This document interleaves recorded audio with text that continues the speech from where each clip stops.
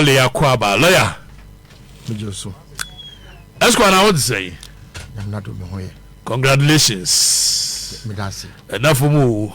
Oh, enough from any credit enough from Tamana. More parliament. Na attach an only Obiam one mobile. Na Okasam, where Munyedi, maybe could have masters, Momukuta first degree. Oh, so that's lawyer near Masana Mwali and Mama. So the Mama and me are lawyers.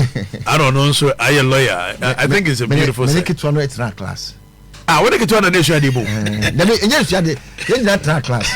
You know, man, all class. Let me run all class. Dada. The person will be some question. Some question.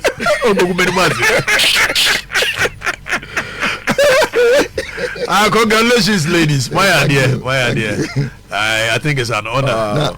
Before say,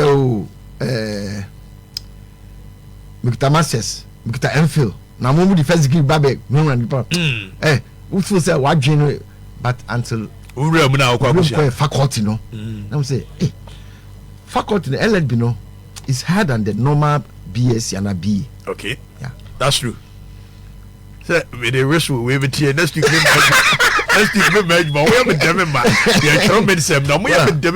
it's not as easy as we see. And then your social studies. You need to quote. Yeah. What would you say? Okay, yes, a sample, but one for authority and back here. Oh, then you said, congrats. Divine. Yo, also congratulations. I did a Ubisame. Good morning. Good morning. I shall for only a T4. Now, my main use opportunity we and congratulate Honorable Niyama Samwa Namwale. Na when him say Honorable Wayade. Na inspiration and me menye finimu say me su school me ko bi no empa ho ye. Na when him say that na tissue no so na Honorable me posti Honorable Namwale wo me status. Congratulate you. There was one lady and was say who sent Nkrumah graduate sa otie me Excel. So who say Nkrumah graduate sana na why inspired na Honorable Namwala dia why ye no onja school like Kisiano obien to me end discouraging say stop it say more go school more advanced no nti ono so this is 3 years okra na school no beko nti no me sure say Honorable Namwale ade awaye we no insane ho bia because then be Honorable Namwale there are very few people like I always say before we ask we can count only few people obobe president, obobe MPs, obobe ministers, whether you like it or not. And he has done it all. And he has done it all. We have seen become an MP, he's become a minister. No, sounds like not even Krano. When you say young boy deal those days are not more game part. 2012 more. Do you know say that time on our politics no ya bromwa ya Nkrumah even with a little popularity, not a classroom is a challenge. Yes, take classroom it's a challenge, and I know how you people like sometimes expectations, high when you are not available, and you have to conduct yourself, and also you have to at a point you have to come down, whether you like it, like so many things. But we say we say in terms of social strata, no, or beyond bell, but you have to come to the level because there are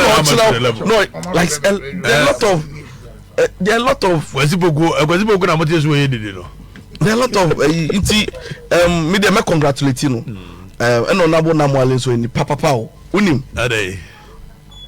all jokes aside, only sometimes when you have an encounter with somebody you just have to share what me try manipa no we no be so nice we no be come for fine no otehanana me nka wonachi and then say me can be called say man iska no man bibi. He's a good man, I'm telling you.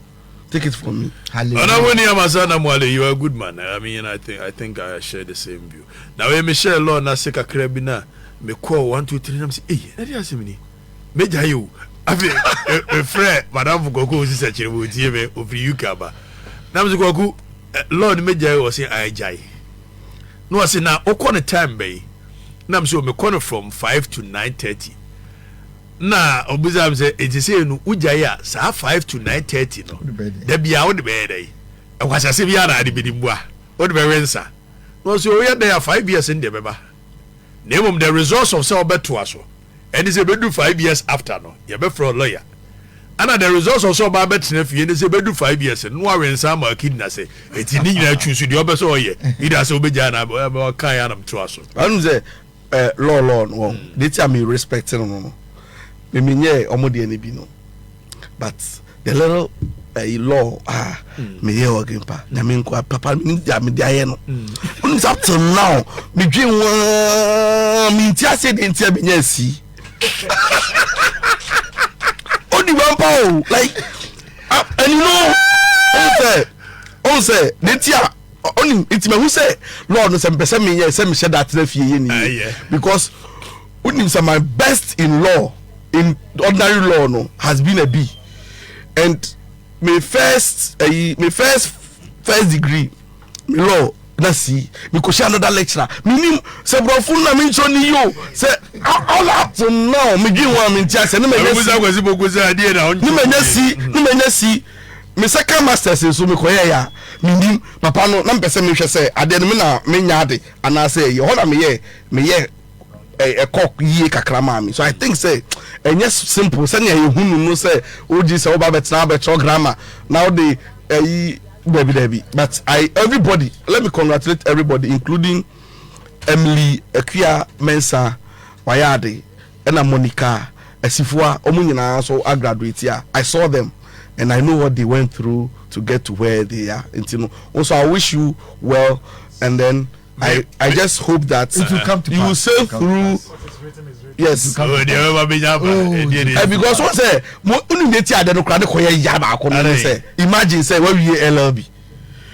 And also, now you see, oh, Babetro, Akoyenta, Mokola. No, another form of celebration. Wouldn't say madam could be what 3 years, 7 years after the power, or say, I wouldn't move to your connection, mammy. And trust as I'm not call it's what be you.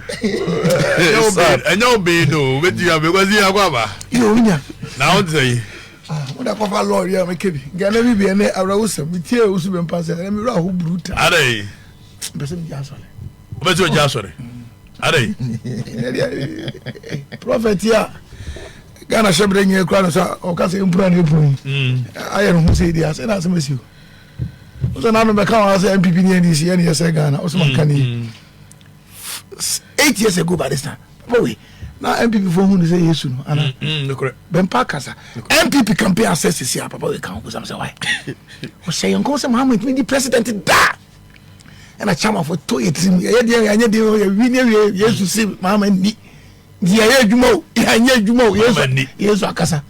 And I know you should not go not just maybe yeah, me papa me preoccupé. Never says someone Namokan. It's a living testimony. As a brother, some Musuman, he why does it do? Why does it do? I was thinking, where MP no MP for papa no count. Minister papa no count. My man who MP when I don't know was up for no. They are my friends. And I mean pretending they are my friends. Almost somebody yeah. And yes, and yeah. As you attend, I was a person who I was a man who was so good, man, or the good idea. I'm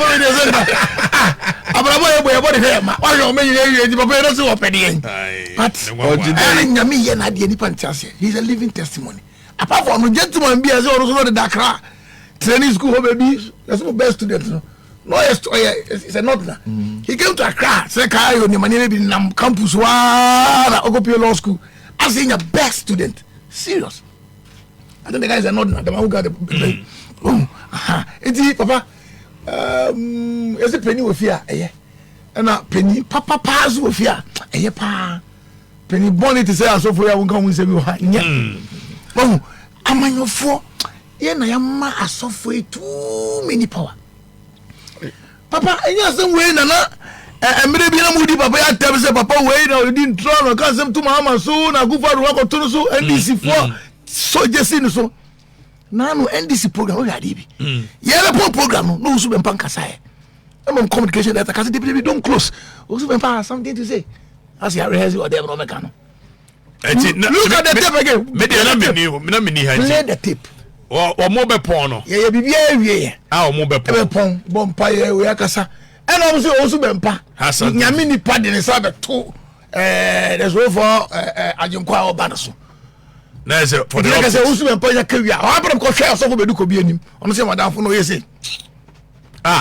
Say. Me say but we the video no matumbo say na video do. Mo we say video. Because you mo even say papa we or they say bedu ko bi mo. They've suffered now for politicians because of John NDC. Now all of a sudden. Me fear me direct opposite. When the issue of the cars no about up no. Then people even strategize me say me chukuma and say ebe cars. He harassed this man who brought BNI for our church room here risk card didn't call here call inspecting the cars. Cars ni bi na nkra taye ebi so o say the fibondera ebe yen sembe go papa man the church no be say probably 2,000-3,000. Papa the church ni people who do system. Last man, yes, and then we call on the birthday because she and I'll show you the videos. If I saw the old one, Sakra kind. Oh, yeah, you know, and then this is a professional player, Coach Otuado. Otuado. Baby could be here because you're expatriate in Sudan. It's lost class man yeke. Lost class man yeke. Ono muna mole graduation assembly yeke. On appel. On the far also. Oh, na assembly yeke. Divide. O yem papa me ni ajama no. Demo. Me na ganye law na me ka me de me wi akọ. The way I am asofo aje fans no. What I say? But the NPP before we are condemning also but also they are taking on. 8 years ago. No idea. No nyame man. Yes pa. Ono be cancer ku for be di. O say Ghana we be di ade so on say. What I say? And this for I say Manchester United no. On so mokoto so for and say Ghana shame them. Yeah, condemn us when how you had the NDC condemn? No. But 8 years ago they were taking on the man. It become say MPP and NDC any be dey pay. Me see campaign ya eye hu ye nya bri ba na ya ba we be wini. Eye because papa we catch this man on the president. It's only mama buy a pen yes ato.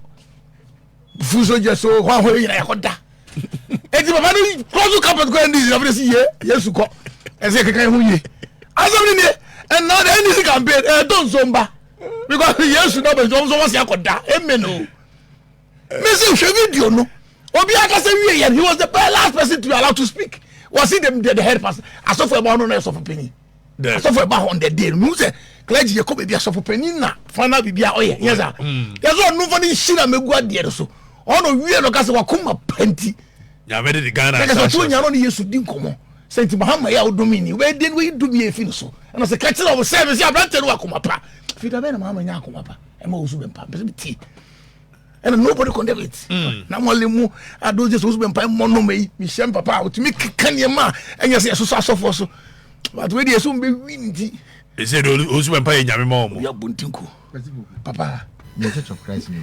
Okay, tu don't want you consent. Oh, can't Sassimuna. Mama found me. Okay. Are they? Scale of no, they all can say. No, maybe a Church of Christ. Okay, you don't just okay. I don't believe you don't believe in charlatans. No. Can we infer that those women are charlatan? Oh, apart from Church of Christ, evangelists and pastors and preachers, you know, all others are charlatans. Okay. That's his belief. That is belief anyway. There was also for say Church of Christ for go to Church of Christ for the way we do our things. We don't do things like animal we say no. We say Papa move you program here. And you can share your mama go. As I make don't you get me? I get you. Okay. Who will tell you so? There we. Anna open so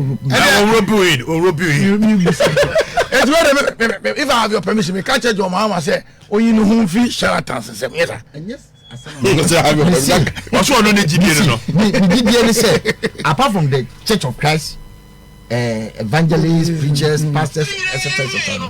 All others are charlatans. Okay.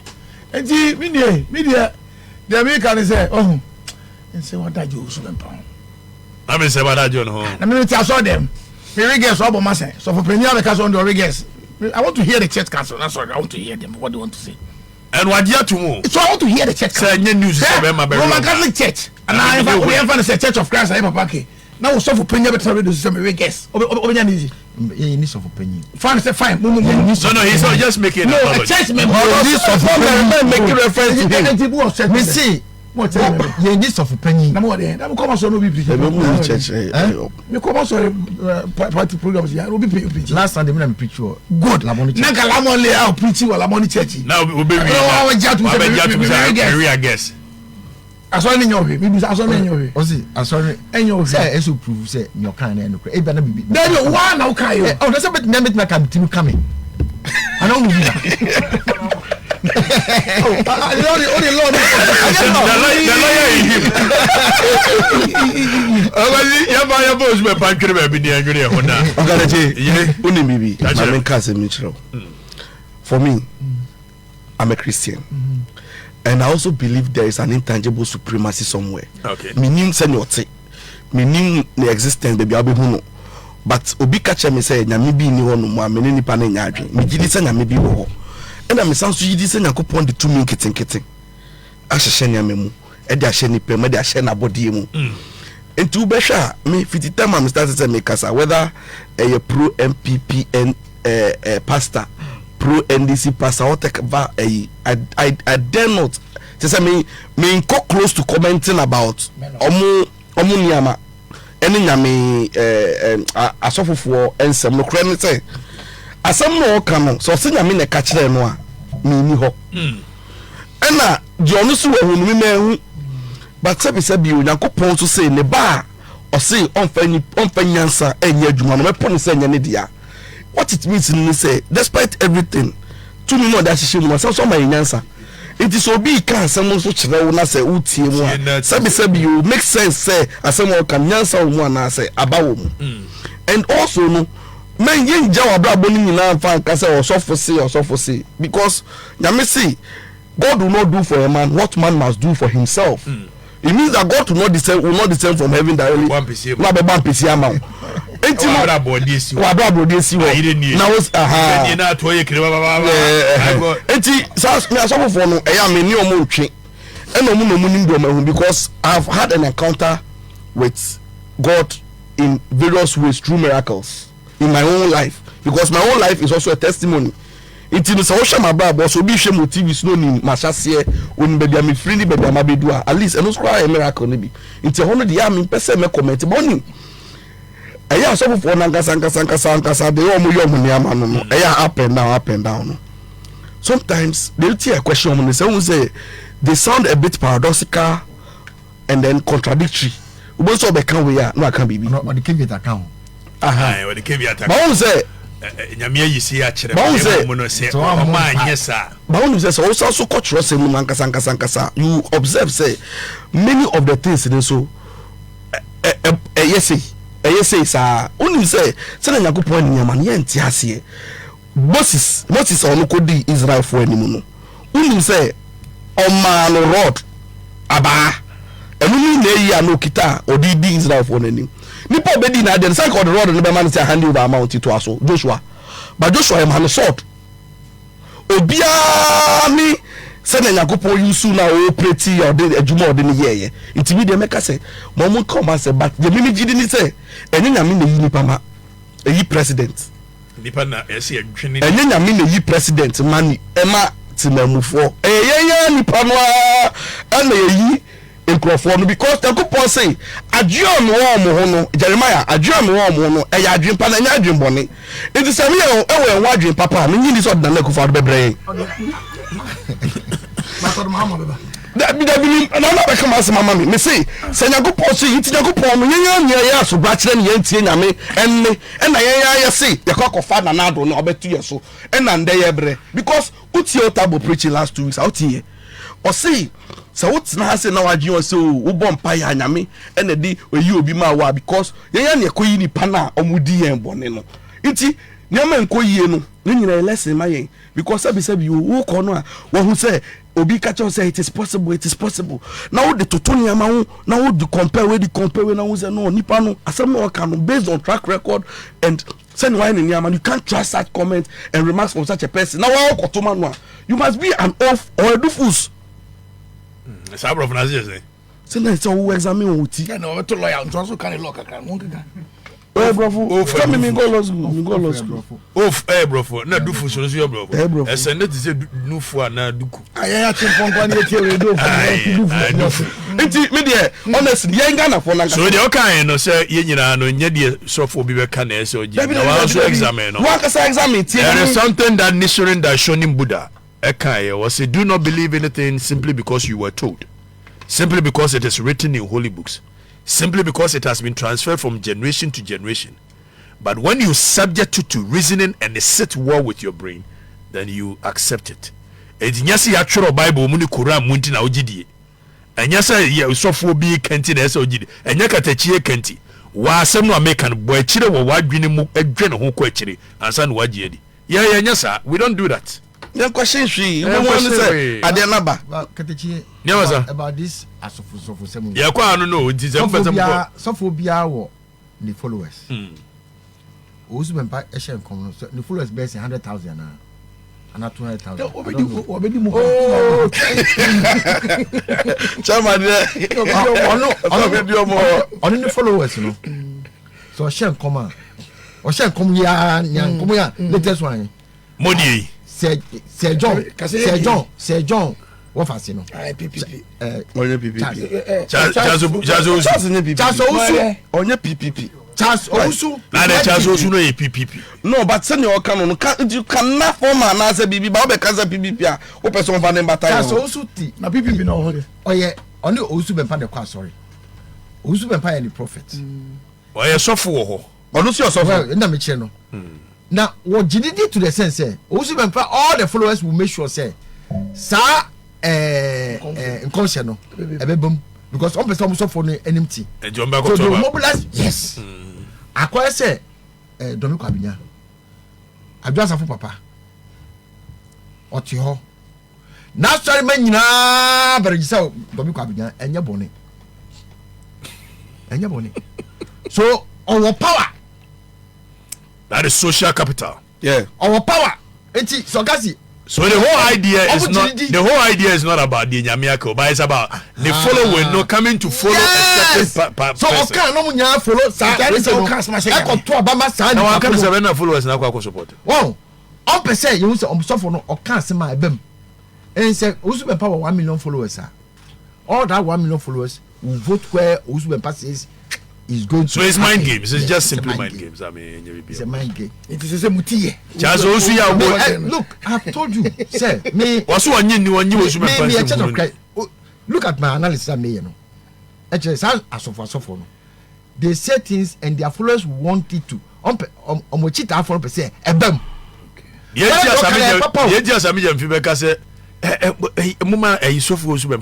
So it is for the optics. So if you get about 10 of such people, omudu echi, more followers.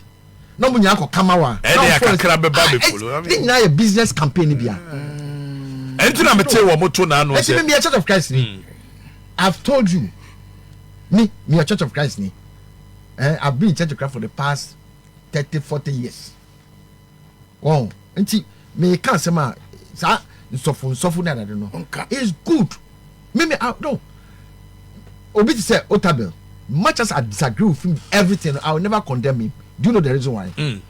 Our followers na me NDC ni. Na me ko kan sem gensi Otabel. E be share the church members ni be abufu ma omontum abama NDC. Etimi ka cancel no nya adwen. But it's honesty. Only honesty. Me. Eti kwasi bogu jabote no. Me nyawasa. Me kasa gensi osofu bia. Much as on your boom for I won't say it because he has followers.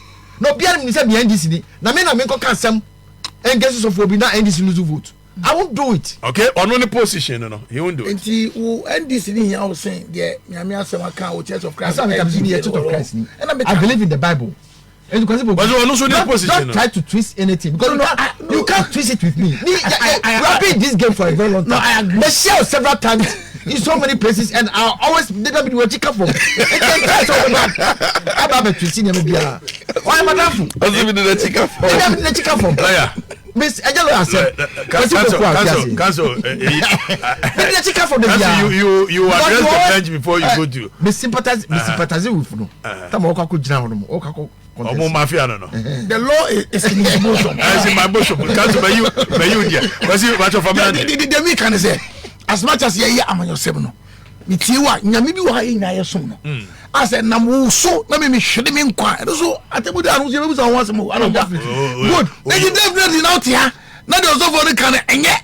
And the yen be call your share because NDC be vote nti. Oh no, he's getting it, but was he diabolic? He's not getting it. Me see he's getting it. Because that you form. But he's not getting it. Cancel match oh you learning.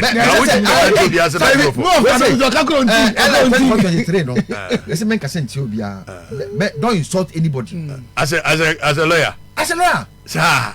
Hey. Nani mo example ni dey free. I regulate will be a via of law ni man bi na ka che. LI 2423. For example, on your oh your lawyer. On go school bi. Mami Chewo. And atete mo call am go. No, Okobi. Let me tell you something. Say Morisa pa ka dey bia ofu say enya required. Just report it to the General Legal Council. Omo Nkrumah na o ka say be. No.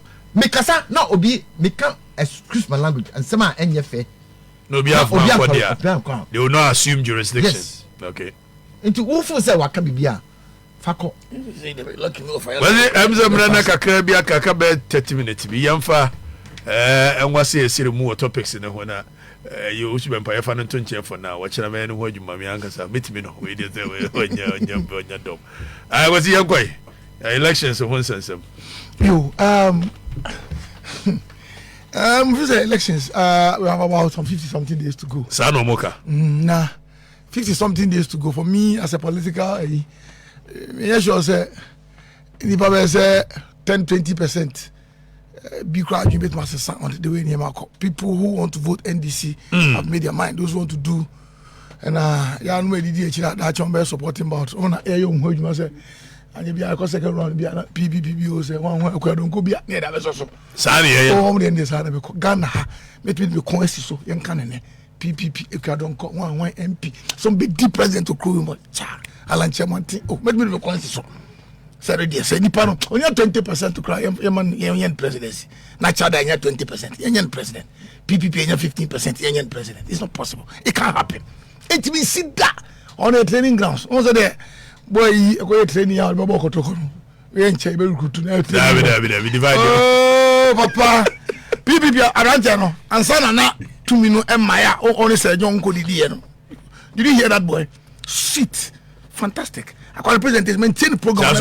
Maintain the program PPP be me. Say na or the market to for so no ball. Yakofa. For next say na 2030 because I'm compare Juma. Or see Manchester folk player. Omoko for Lionel Messi ne adie na we ko ba busua do afse ye hunu say you good e ba be fa why na we na wanya lucky na 2020 ono so ba so ba be fa me na so fa da kai me what there be na me say the oka chire me ni me nye busua do afse ya say me the managers so be ko do odwane the managers be ko do ba and look Ghana politics no message nyame ni me shada elected in a problem no. We are telling them what they want to hear and not what is practicable and what we can do. Okay. We are telling them what they want to hear. Both parties. Oh yes. Chairmanship. First time in the Kalasokwaban, I was telling the people the reality on the ground. Okasa, or the Subu Abranti and we slow said, oh yeah, okay, because second time I started soon. Party matrima and I'm there. Remember the soon. Bray. But talk about my question. Abranten I am mobile. Candidate do baby obi kase wa bre akomi ensan elusun to wa bre. Wa bre na oh no we so leverage on wa bre no okudu akosu. Me hwe nanima no I say abra so be sunumra. And the people are going seriously for him. Other candidate no can you see school we say practical schools are we see odini sika bohos are ye or chere nkrofo. But wa ye poor betting man e ka ko yo be de wa brew ye o dey share and I to be man that ye we come mufani na nakufado mimi krom me na frame say akufado your baba brado ko na no we be maba and o church be ko to ba be maba and the brokwa as a consultancy wait for akufado because o ya abroad ku a enana message be pa na o say akufado for peti na message be no mo peti bibia no before was in government infrastructure he could point me see court me say chebi court that me ye oh see court look at no ye o that for the good close go and bufu ye ade say be dia wo see quota oh yes eti ye electorate no and yes so your man amanofo who does say I can meet electors and look at their body language and tell them what they want to hear. I'll look at them and tell them. I say, you're not heavy. Maybe you didn't Christo ni papa. And I mean, some of them are come so what is shout. Amen. No, they're not going to yes, and you go to so I think see I come message. You know, I look at it and laugh over it. I know people who believe that Nyamini Muhammad didn't hear to do. The man was assemblyman, he was a presiding member, deputy minister. Almost the day Omukran say Ujadi or Kojman Opa, or we are not a president. And upon Kojman program or Prampa introduced as vice president. All program no introduced as president of Ghana. Hey, the man he was the no pay. And yes, I be penis. Yes, I be penis. So what I say, and now at our selection now, we no mama didn't give any message. That time Nana Akufo-Addo to speak. He was the president that were near Ghana for because saying if you back Ghana when the president. Kasa ije bemu no kasa wi ayimu bi Kufi Aniata o just say but they voted John Mahama because you say why mobo atamo so oni e mani yebi e na de wo bewu ndu bewu dia ye fa so ne hwe e de koto abama e dey politics no if I hear you know the bigger message I laugh over it near the to abama message into you Greater Accra infrastructure 2016 ejuma na John Mahama aye o Greater Accra no kra na kro mu yapese ka fly over one dey Greater Accra in 2 years. He lost about 18 and 22 seats in the Greater Accra. Because you are on lose seat pa. The go for the party no. Who's another question? You dey tell so Hakasen Nkrumah pedokono. Ha, me ni Nkrumah me nyanum. Me ri enkreni. Come here if you magic. Aloje ka come you have your magic. We go can some nyina akoye asphalt on the day when you careful. Dokuma magic be to aba wo be ho. Enti ye as elected to prepare him say what are we expecting from the people? But I say Galamsey say ye said anka say Galamsey policy Ghana we nya to say Galamsey enye policy awudi ba eyedien we eyedien amalo we bisa na musolo so dia wo yero omuka o ka teje pipe no MPP ni MPP for na share so ma say mo adwuma unde yero so omuka ni sa Galamsey say to ya no nam ground so me dey opeti who say captain dey on KB o kan ya ho every funny the MPP for na asoma no nti me ti ono ka say me MPP ni papa yehu o say vote But no one has a party will bring move. No, yes. What kind of credit? No. The people are saying that Galamsey say you see my politician then go kebi. Yes, sir. Okay, you're pro MPP presenters, pro MPP pastors, but Mesa Tabo so Christian Sofwe. Asofo bi association no ape ka say MPP for ehun say yenye di Muhammad Chintina omu use mental otable they say. So now the clergy also go a certain direction against the party because MPP is using mental otable. Most of the Odin so for DB for days. Don't you answer any of the Canadian? Never cry. Assembly now. Okay, the J carries that we are not Galamsey for you. Not a title as me MPP ni. Me see you. I have no friend from with Manka saying now. Mo, when I'm from governing in Casa. Oh, you friend me. When I get it here, no, don't go position. You know what I'm saying? Yes, what a guy or Gunu. Someone who said that she and you want come over or so come home. Says a young padia and who suspend there. No, Casa. Yes, I saw you. It's not you MPP. And the MPP must speak. I said to you to how can they call you to order? It's all over the place. You understand? So when you go like this, Chrono say the Chrono here, and you look at the air can and you cry. What I say? Greater Accra, I said they are funny both parties. Now this year. What I say? And two goons are so pre giddy, we are here to see. Oh, but don't go car. A few about MPP, they say, come and fight those criminals who stealers who are stealing the lands. Well, because again, they say, Becca, and you saw we MPP in India, Jacka. 54 days, let me saw the parade said, yeah, we Jacka. We MPP in the Pacho. Jacka. Now, I will lose a vote. Yes, I'm going to talk. I'm going to the rough. Ha, Divide. I will go. Pakatachi. Yay. Unim. Elections here ekwe.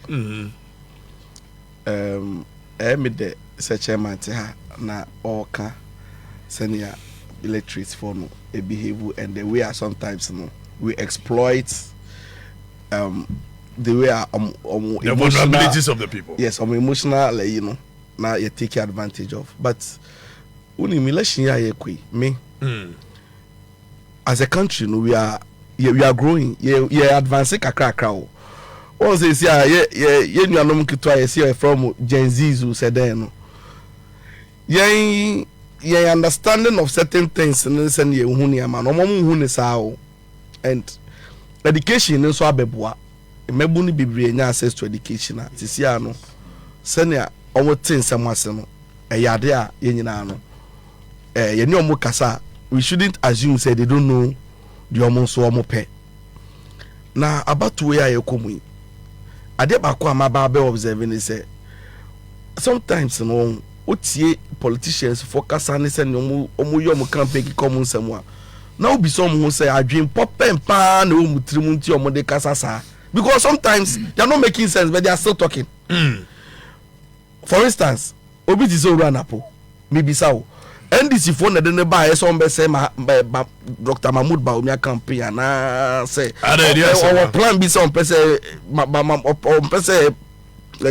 vice president or between our bomb modern because yes the way the commentaries the way sometimes no can in some you wonder say hey papa into or from there and I say okay and sometimes I question myself say hey so this man was once an education minister. You know that this contest has exposed him bigly. Because honestly, I'm being like Sabi Manusi Suminaso on Kenyans Assembly Bako. Original no kasa mean tishi wom. I was expecting say. O sete me kasa be na me dey twi ni. Me dey twi ni.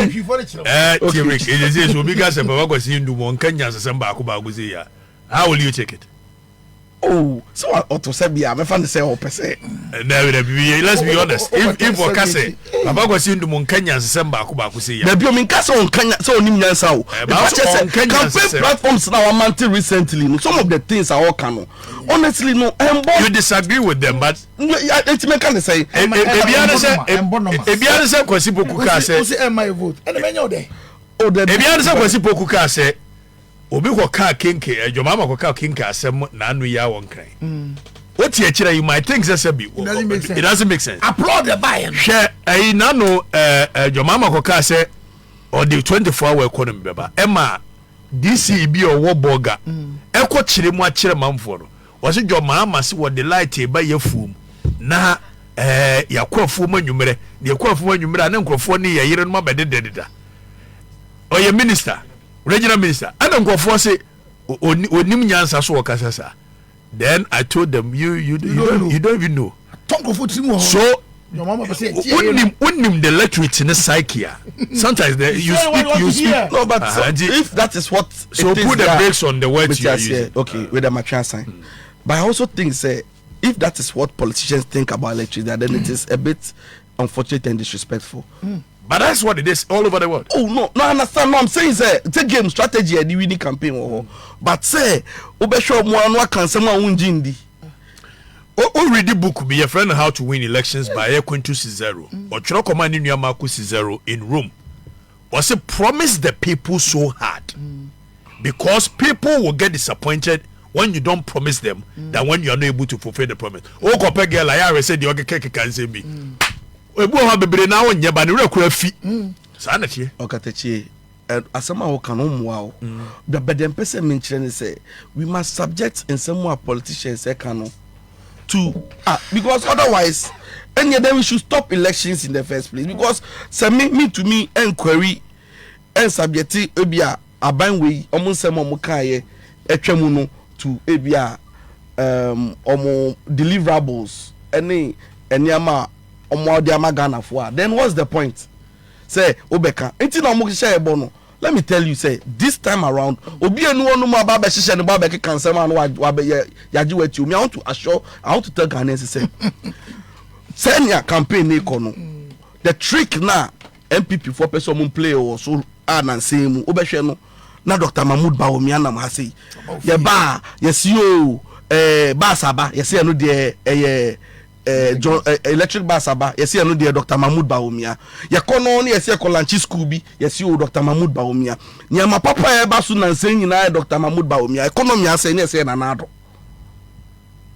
oni ano onka se nyon na de omu mi no ma shade ma fa plan say me manimu ni ballot so me ba ballot so this year itiu Bawumia kwa fa boni nyina sha me papa nyina fa ana Dr. Mahmoud Bawumia nam ana oji fans papa we su jina honom mi wa no nim say ono be catch say oni oye friend say mandate ono be catch say oni executive authority a otumidi sanction yama oto aba ma Bawumia another na mento man oto man anado no who Ghanaians voted for anado enti adentina oboze dem go yere fama Debbie, yes, see, Adiano Sanko ye na, yes, ye blame no, Adana Papa no so person. So mate no one ye mate no one, the manistia. Debbie, sa deceptive, sa game no money ye bono, tro, enya sem papa. Where you sit, that's how you sit.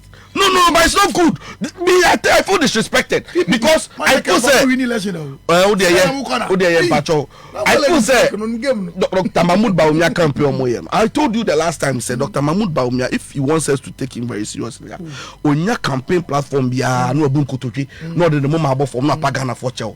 Say Mr. say that is your. And some more market kaki in the past, you know, I mean him say, I'm mason, Mr. Mo fan chemi. Na see there may be a mayor say, but still this man is adamant. Say a person which let's say or ye bibi onye so problems are you facing as a country in our economy, inflation, mismanagement. Ni bibi akosu na I will attribute it to Dr. Mahmoud Bawumia because our papa we are and oba no be catch Dr.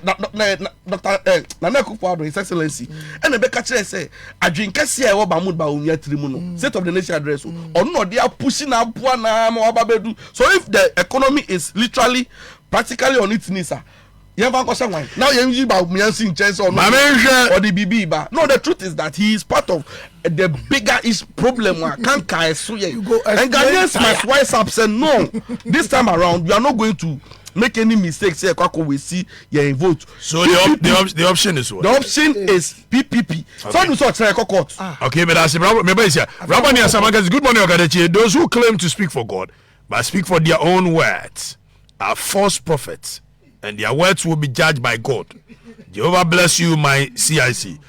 Niamasa say.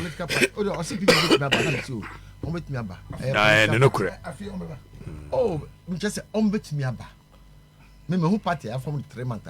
I will need power that. Netanyahu. Benjamin Netanyahu of Israel. Okay, yay. It's unfortunate say one can research by accident, by divine. Only Mr. Speaker or Kesby at Impoku God Junction. No, one fine issue because a very big deal. Very big deal. Yeah, Ghana. Well, your coalition, they send me politics.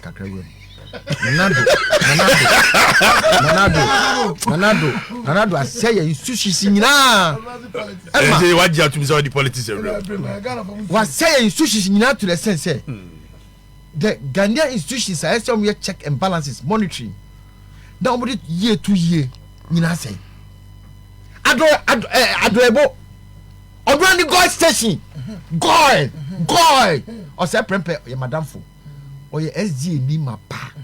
Mijinidi. He will not condone what happened at Impoku Junction. Joy. Now, what you both say you need one Kwame Addo or what told ya? Adorable say Yandia. Adorable say Yandia. Yo. It's your truck at the Koma Yoko say, state institutions, you know. Wow. The regulators are almost our filling stations. Well, yes. She said, "Yeah, Bukana for common. We are very serious. What's Obama back Ghana? No, I said, or your prophets. I see, you're trying to strengthen your institutions. He said in the Ghanaian Parliament, strengthen your institutions. Your institutions, I'm not be a boy who buy. You see, CSA say 30 liters and whatever liters it is, no. you better was a am pass 30 liters near in the woman. When you know, and yeah, Timamufono, and the institutions, FDA, Food and Drugs Authority, a standard board for those and a Ghana consumer associations there. Consumer protection. Consumer protection. We be happy to. Our first and them doing only Ghana. Yeah, day. Okay, they say, yay. Muya was a me, she said, Kabuba Cosa, I didn't taro green. Who said, yeah, on the idea green be taro. Ah, Ebo. Mushe, said Muya inspection. I think it was within this few days here. And yeah, or maybe inspection. So, who are those who did the inspection? Oh, Sancrophone saying, you know, as you may be the 12 man. Yet you on two. Anna say, Emra and neon for such people, and I say punishment neon for such people. And there's some money share. Nearly punishment at one because at time, nine. MPP, NDC, that's your institutions, you know. You to me, yet for just say, look at the amount of money they are getting. Omubu and I say, they will be at other places. As it says, one of the is it frame society. How could that be? Now, near me, I will me ya because the goal. Because hold on, just say, hold up, did he say, Menda for papa? Hold up, did he say, ye mummy komu? Hold up, did he say, Sikara made the man, call ye mine Ghana. Hold on, so I buy from goal. And that's your number. Oh, Mate, but I say, honorable as some no can. I wish say obe premise because maybe I know be so I feel sweating you. Oh no, you quite impoku. Me tia say, but I say maybe no so can is me ne kwa me speaker quite impoku. If I am quite you kwa aveme. Ye ba ne fat impoku ye tofu and he realizes say fuel station o we are man for ne pa. And ya chene ne dia call ye goil na under the brand goil. But ye nipa bi na ne dia. Ya tro say yoko ehwehwe mu na omunye investigations. Regulators are almost players in the industry. So we are so we are MPA. Yoko should take charge. But how much it is saying? Oh yeah, right. Tell it can. So tell it can this year. And now I be chair me so mo usu be chair me bi. Na tell it can on say okoto fuel na CCC wa. O hwe na say no tirimo nsenia. Per the MPA laws no. You are supposed to request for a 10-liter can that way. Na omumum. Na obu 10-liter wo machine so na hu say 10 liters a. Ese fu oni pie free sa gauge we mu abedru ha. Baby a 10-liter we. Okay. But omunim so it can be 40. Etibo wa be under delivery and as over delivery. Now when it's under delivery, ebo kwa nye say ye 40 na mum no fuel edura no pa emwa. Edura we are expanded. It is I'm more expand you or my allowance for minus 0.5 okay or plus 0.5. It's all requested. Na say a minus 0.5 or plus it means now where you acquire no obu ya no kwa mpia mfiri ademu. Say mpia mfiri ademu dia that means the way we are on the door so pa. I see. Yes. It you kwatwa per the law they are supposed to put this 10-liter can at the filling station. But we say mo first take on back actually on say oh, my supervisor are locking a share, you know, the key in the core. The moment they tell you that, you should know that we are. Filling station be a bit dua, when you were more in near, Uber Bussom, so 10-liter can well. When you catch on, say, my supervisor are locking their shed them, or qua insist on it, or we are come for. Because we need a idea, 10-liter can pay the law, SSC outside, the Ubusaya no more bogum. That is what you should know. Never so much interest. And let me say, your institutions are saying. President Mama Bear President will make sure that we will reset Ghana and the institutions must work and play on by yet Omuduma is somewhere said by Ghana for we to fetch and we are cool. Me and Cranny, my favorite for me, but my last born, or Tony, about my father no. I say my father like kinky and pepper. My father like pimpy, kinky and pepper. Every morning he eats it. Ghana say to the sense say Nima bebre enko ye Oka kenka say me owura aduma kofko komlemle say good morning Akatije please what former president said about gas kinke is an insult to the gas state. It's not an insult. I mean the gas doesn't deserve better. It is never an insult. It's never an insult. Mr. Admakuna, you can try to trace it. It's not an insult. I like Kenke. Meaning, Ghana say yo. So we did an experienced man, not an experiment. Experienced man. We did deputy minister. We did minister.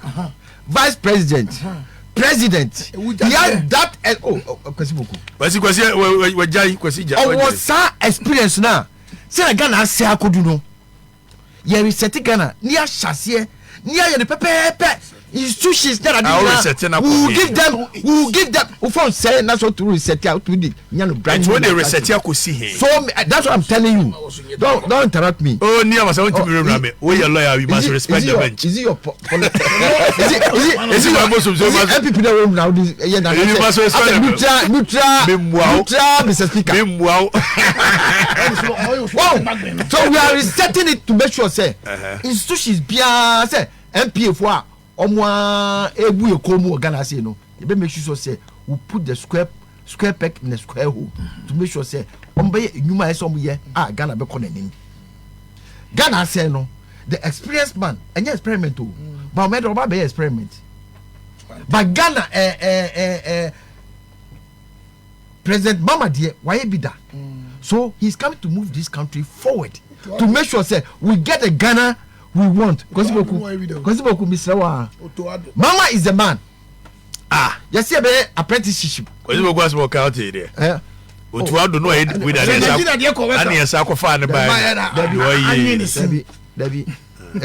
and so politics. Oh, but the knowledge can say, oh, to want to be here, and walk quietly as I go find the man and the way politics. Was he Jan? 2 minutes in a mouse straight.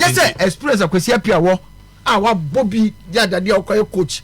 Now we say on ya na mu uniform no call baby ekwaya what shall say yes minim de ga mama so ko baby fufure na dabi that thing dey can say first year university who call university first year you free you be man say about me access to state loan I can't 1 minute you be women bank amema onya sika de kodidwa wo be call no betting tax you be here fi and not everybody else 24 hours a whole minister or 24 hours because see ejuma ba kuna usare ndu ma wa be chem miensa enye sa o MPP for no omu di ntro nya ka ne say oba onko it is the best policy but Belgium is doing it. Belgium, Brussels government no atonko kitikiti ama chromophobia ni ejum nya ka sa mi tonko kitikiti o mi fie sisia now I harvest 36x a week and yeah day 36x a week maybe ton keke o so omuni na me fi olmo mi wo akura bi wo sasa bi o e jinu kwakura de say ni kwakura de say muntuma John mama na obe make sure say Ghana be ko nanim ni ese no address ye e ka edi bububu a ebu ye kom no say fresh leader e ba Ghana will move forward and will make sure say ni a wo hwehwe no unsa was it going to divine one and confess? Oh, yes, I could do. We do 2 minutes more straight into why electoral commissioner? Why are who said Jemensa? Why do who said Jemensa? You see, anyway, the law is your bosom. One thing I wanted him to mention it. What's it? They say you can't fool us. Near Sisa Timpoku, boss, you plan to be a swan.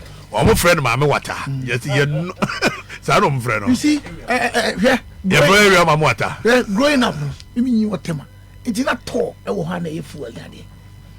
And this is a book, I say, tall and fat. You be say be and fat.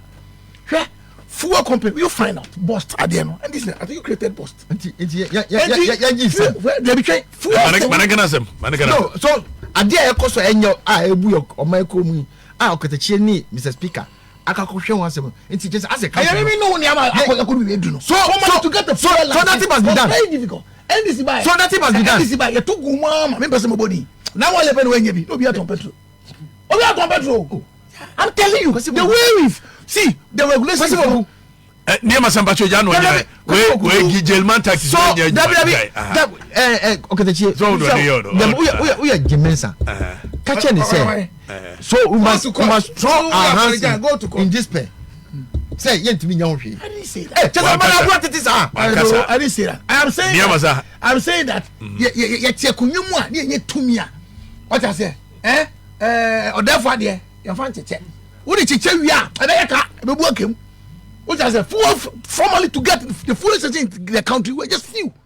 Most of the fuel stations belong to politicians and people are fronting for them. So that is the fact. See, as some way, oh, Jack was book on Canada. As someone you know, I know what could you Uncle Saga and you where the doctor Obian fuel stations. What could you tell myself? I do have yes in Ansama, Penifobia for air, Pacho, Party Penica, and this Nika from me. Was in of your what? Oh. I'm telling you. Cancel. You see, so cancel. You dare go there in China at Prago. I dare you. Well, boy, cancel. I will recognize you. Oh, I'm independent. Tobacco says, "Oh, baby, I'm saying, the politicians. I'm saying that 4 filling stations say 100 no Ghana, 77 area. Getting the license is even very difficult. How do we get it?